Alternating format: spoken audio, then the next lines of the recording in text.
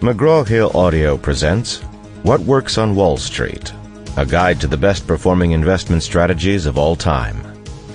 Written by James P. O'Shaughnessy. Narrated by Michael Kramer. Preface. Patrick Henry was right when he proclaimed that the only way to judge the future was by the past. To make the best investment plans for the future, investors need access to unbiased, long-term performance results. It doesn't matter if they are aggressive investors seeking fast growth or conservative investors seeking low-risk, high-yielding stocks for their retirement account. Knowing how a particular investment strategy performed historically gives you vital information about its risk, variability, and persistence of returns. Access to long-term performance results lets you make informed choices based on facts, not hype. This third edition of What Works on Wall Street continues to offer readers access to long-term studies of Wall Street's most popular investment strategies. Prior to its initial publication, no widely available comprehensive guides were available to which strategies are long-term winners and which are not. Here, I show how a careful reader of earlier editions could have avoided much of the carnage the bear market of 2000 through 2002 inflicted simply by avoiding the types of stocks that, while popular during the stock market bubble of the late 1990s, had historically shown themselves to be horrible long-term performers. All these recommendations were in place prior to the stock market bubble and ensuing bear market. Most of the advice derived from this long-term analysis is the same today as it was 9 years ago. Of great interest is to see how well these strategies have performed in real time, thus helping us take the guidance history offers us to heart. All the tests in this book continue to use Standard & Poor's CompuStat database, the largest, most comprehensive database of U.S. stock market information available. In this edition of this book, I use FactSet's Alpha Tester and Backtester to run the tests. Origins.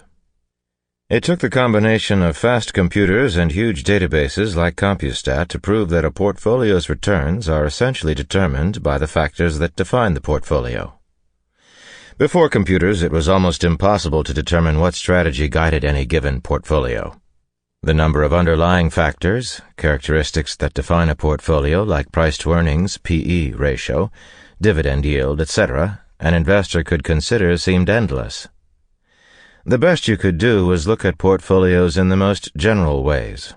Sometimes even a professional manager didn't know which particular factors best characterized the stocks in his or her portfolio, relying more often on general descriptions and other qualitative measures.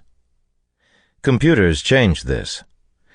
We now can analyze a portfolio and see which factors, if any, separate the best-performing strategies from the mediocre. With computers, we also can test combinations of factors over long periods, showing us what to expect in the future from any given investment strategy. Most strategies are mediocre.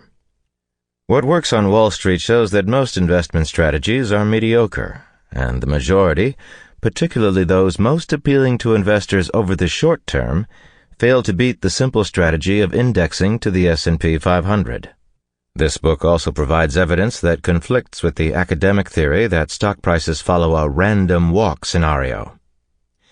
Rather than moving about without rhyme or reason, the stock market methodically rewards certain investment strategies, while punishing others. What Works on Wall Street's 52 years of returns show there's nothing random about long-term stock market returns.